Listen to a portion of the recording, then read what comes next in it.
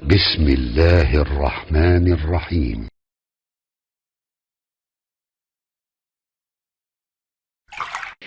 Rasul pertama di zaman Nabi siapa?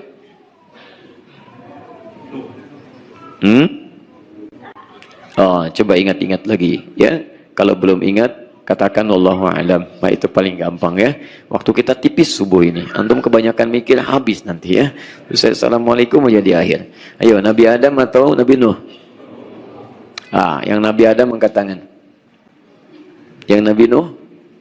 Baik, Rasul pertama itu Nabi Nuh alaihissalam. Kalau Nabi Adam bukan Rasul, beliau Nabi. Apa beda keduanya? Nabi diberikan risalah untuk pribadinya, jadi tidak menyebarkan pada umatnya. Sedangkan Rasul diberikan risalah untuk menyampaikan dan membimbing umat. Risalah untuk umat. Kenapa Nabi Adam tidak menjadi Rasul? Karena Nabi Adam itu manusia pertama yang turun ke bumi. Siapa umat yang mau dibimbing? Paham ya? Karena itu nanti di zaman Nabi Nuh alaihissalam berganti generasi, ganti generasi. Di situ kemudian ada Rasul diturunkan. Baik ya, dengan beragam umat, laki-laki, perempuan, dengan segala keadaannya. Karena itu Quran surah keempat An-Nisa ayat 163. Ini simpelnya setiap Nabi dan Rasul yang diutus dari Nabi Nuh sampai ke Nabi Muhammad sallallahu alaihi wasallam. Inna auhayna ilaik, Muhammad, kami wahyukan kepadamu, kama auhayna ila Nuhin, bukan ila Adam. Sebagaimana kami telah berikan risalah kepada Nuh wan nabiyyina min ba'di, dan nabi-nabi setelahnya. Kenapa kemudian dimulai dari Nabi Nuh? Karena risalah dimulai dari Nabi Nuh alaihissalam. Tapi Nabi Adam pun nabi, dipilih oleh Allah. Karena itu ditegaskan di Quran surah ke-3 Ali Imran ayat 33, paling kiri di pertengahan, agak sedikit ke atas. Di sini diisyaratkan Adam nabi, Nuh nabi, dan di situ pun ada keluarga besar Nabi Ibrahim, yang dari keluarga besar itu diturunkan sampai ke Nabi Muhammad SAW. Ya, innallaha astafa, sungguh Allah telah memilih. Ada istafa, ada ikhtara, itu beda. Kalau ikhtara pilihan biasa, umum sifatnya. Misalnya, ana ikhtartu rajulan liyadhhab ila Cimahi. Saya tunjuk seseorang, saya pilih seseorang untuk pergi pagi ini ke Cimahi. Maka orangnya disebut dengan mukhtar, yang terpilih.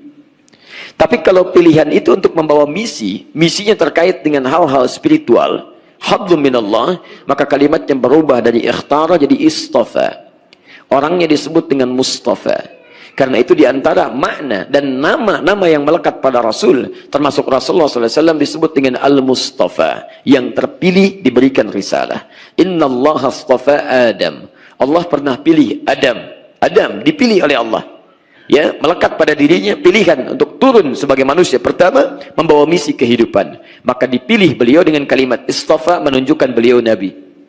Wa Nuh, dan Nuh. Lihat, Nuh dipilih. Perhatikan baik-baik, dibuat dengan huruf ataf, dilekatkan dengan hukum sebelumnya. Nuh sama dengan Adam. Sama dari sisi apa? Level kenabiannya. Jadi Adam Nabi, Nuh Nabi. Hanya karena Nuh diberikan risalah untuk umat, ada tambahan bagi dirinya menyampaikan risalah untuk umatnya. Adam belum ada umat, untuk dirinya saja. Paham? Baik, jadi Nuh Rasul pertama, Adam Nabi pertama. Dari Nuh ke Adam alaihi wassalam, itu ada kisaran 5-6 generasi. Nuh bin Mikhlil, bin Matushada, bin Qinan, bin Anwas, bin Thith, bin Adam alaihissalam. Paham? Baik. Kemudian wa ala Ibrahim, dan keluarga besar Ibrahim. Keluarga besar Ibrahim dipilih oleh Allah Subhanahu wa taala. Kenapa disebutkan keluarganya? Karena memang dari turunan keluarga ini juga ada orang yang menjadi nabi, ada orang yang menjadi rasul. Dia punya misi, punya pilihan. Karena itu teman-teman sekalian, dari dua jalurnya, baik itu Sarah ataupun Hajar alaihi wassalam, turun keturunan jadi nabi, bahkan juga jadi rasul. Dari Sarah misalnya lahir Ishaq alaihi salam, Dari Ishak lahir Yaqub, dari Yaqub lahir Yusuf, dari Yusuf geser sedikit ke kanan dan Zakaria. Zakaria punya kemenakan namanya Imran. Imran menikah dengan Hannah, lahir Maryam. Maryam melahirkan Isa alaihi salam. Geser lagi paling kiri lagi ada Musa. Kemudian turunannya ada Daud, ada Sulaiman, terus sampai dengan ke bawahnya.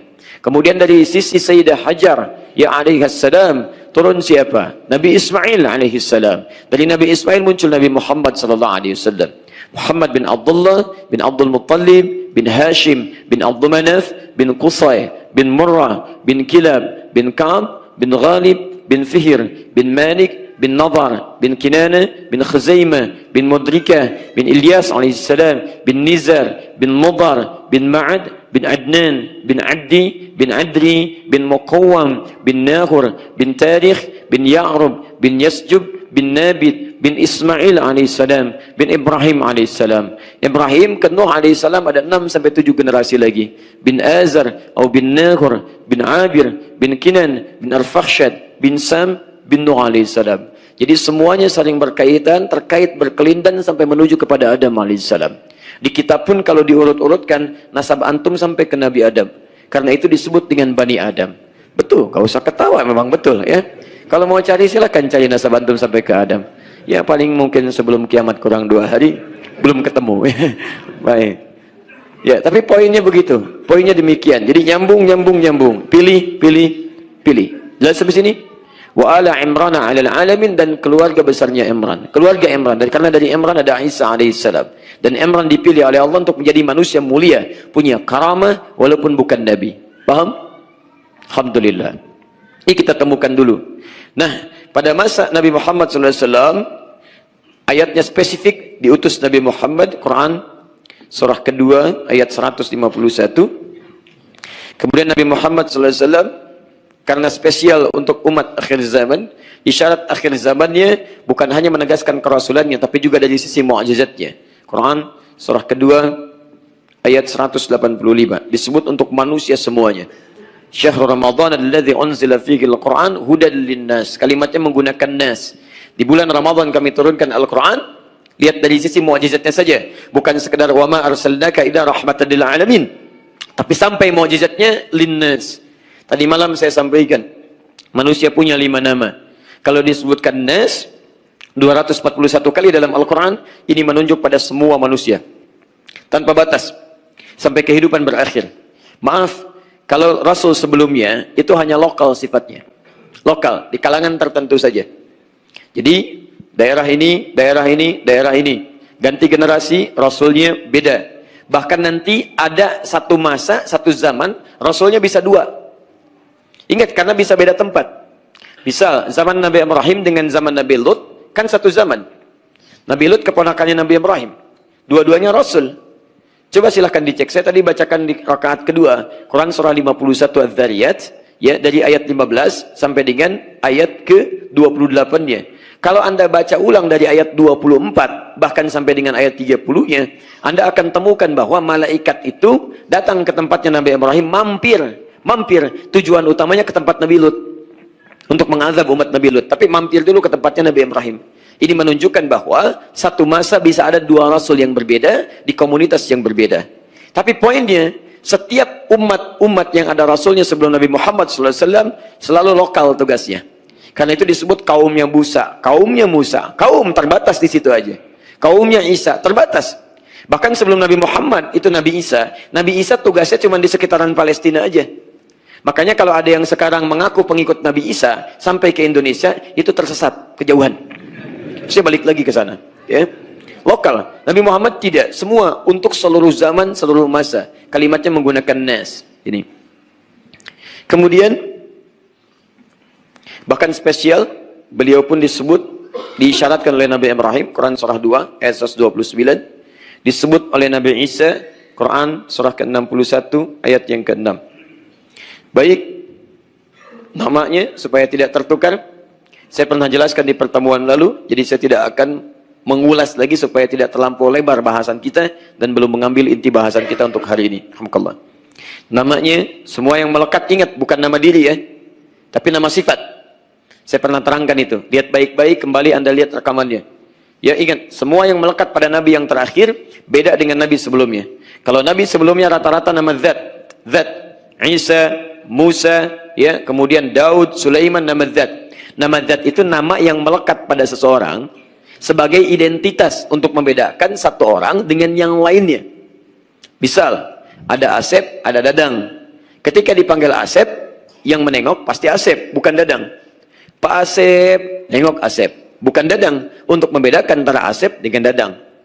Ya, Pak Asep, nengok Dadang. Agak aneh, kenapa Anda nengok? Nama saya Asep. Ya, kok Dadang? Ya itu panggilan sehari-hari. Mama bisa gitu kan? Nah, misal saja ya. Baik, nah ini nama sifat, bukan zat. Sifat adalah nama terkait dengan sifat atau karakter yang dominan melekat pada seseorang. Dipanggil sifatnya. Apa keistimewaannya? Kalau nama zat, meninggal orangnya, sosoknya bisa terlupakan. Tapi nama sifat, meninggal orangnya, sifatnya masih abadi. Orang jujur, orangnya meninggal. Tapi kan sifat jujurnya tidak. Coba kalau ada orang jujur, orang yang meninggal, sifatnya juga meninggal. Nggak akan ada lagi orang jujur di muka bumi ini.